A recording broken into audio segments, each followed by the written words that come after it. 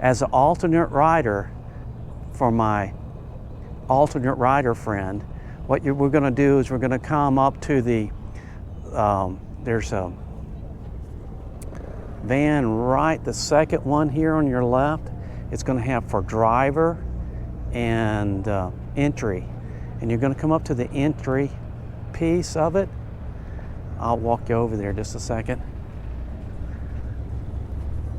Yeah, you can use that word right there. You can use that word right there. 18? Okay, all right. Well, I can't tell. You know what? You can't tell when you need to. Yeah, I got a question about the alternate driver. When I bring the alternate driver with me, what paperwork does he need to bring with him? It's $150 for an additional driver. So we come here first. All right. I think that's what you said too, Joanne.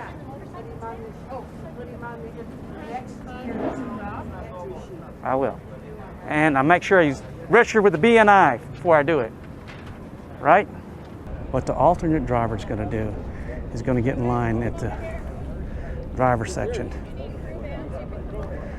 And you're going to get in line, and this is where you're going to pay your fee for being a rider and fill out the paperwork.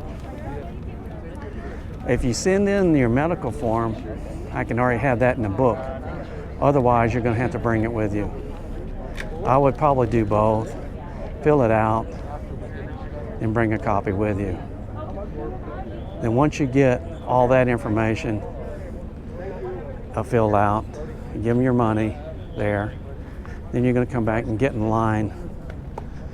Both the crew and the riders will get in line here and they get their armbands.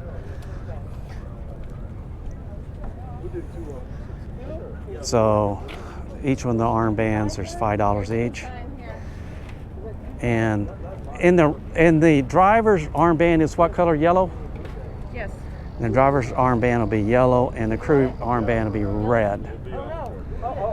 So you'll have to sign in. Okay, thank you. You have to sign in and give your name and also the vehicle number. And next year our vehicle number is going to be 1006B. And this year they've only got 2 courses, 1 and a 2, but they have the number of entries is down to about half of what they usually do. So they'll be running pretty fast out here on even with 2 courses. Oh no, it goes. I'm the driver. It goes for my wife.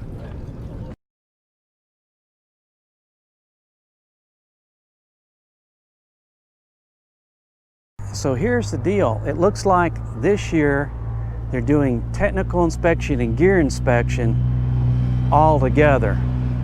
It might change next year. So they want to do the safety inspection of the gear and the radio before they come up. So I'm assuming they want to do that at the stop sign back there. So where the pickup truck is where they're going to unload the bike. What they want you to do is bring the paperwork either to them or they're going to come to you to check your paperwork before you bring the bike up. They'll check that, then once that's all checked, then they'll let them bring the bike up. Ooh-wee. It does change every year just a little bit, so hopefully next year it'll be the same. So before we even come up, what we're going to do is we're going to go to registration like I said before. Then we'll get the alternate riders all signed in. Then we'll get in line for an inspection. We'll come up, the guys unload the bike at the stop sign. We'll leave it there. And then they'll come and check our gear in the red van, and they'll check for the radio, do a radio check.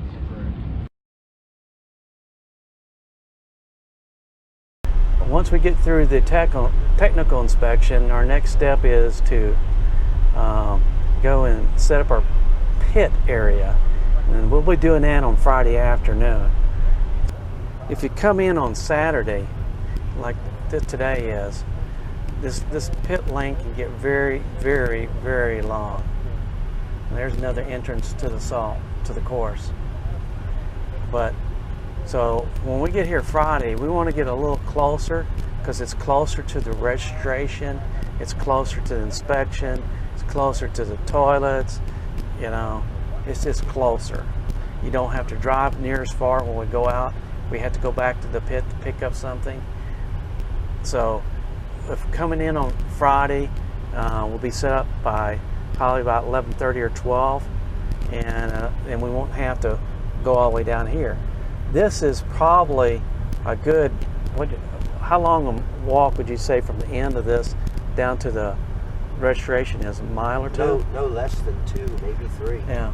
So it can get quite long, and it can get 3 or 4 rows deep, but it can get pretty long here. A lot of people pick this side here so they can see, when they're in the pit area, they can see course 1 and streamliners go. Sometimes we bring a pit bike. We've done that before. I've done that before, and that works okay, but we're just going to be limited because of the weight and things we can pull. So Friday afternoon we set up for our pit. Watch out.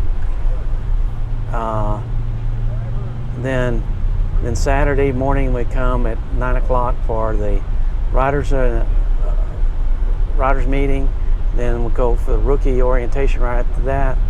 Then we're going to come over and do a run on course 3 and let me try the bike out, make sure it's okay. Then we're going to take it right back over and let our UK rider do his rookie run.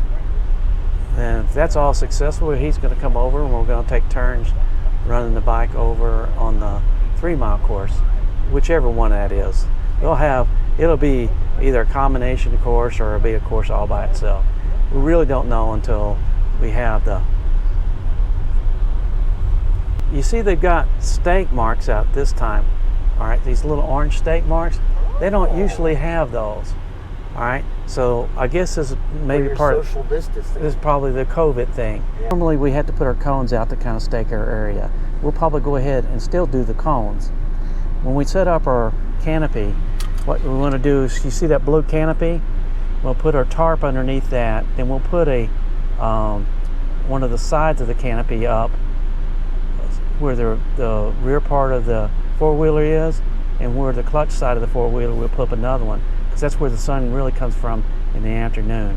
We'll usually leave right out in front where this white car is room to pull through so we can drop off the motorcycle and take it off. Okay, so we'll be setting up here. We'll be putting the tarp on the trailer here, and I don't know how much time we actually spent, but we'll be taking everything off the trailer, including the bike, to start with. Then we'll put the canopy on the trailer so we can keep the bike pretty cool while we're out there. We want to get kind of close as we can. There's the latrines, the porta potties down here at the end, and if we make a left where this white truck came out of and those cones, that takes you out to the course itself.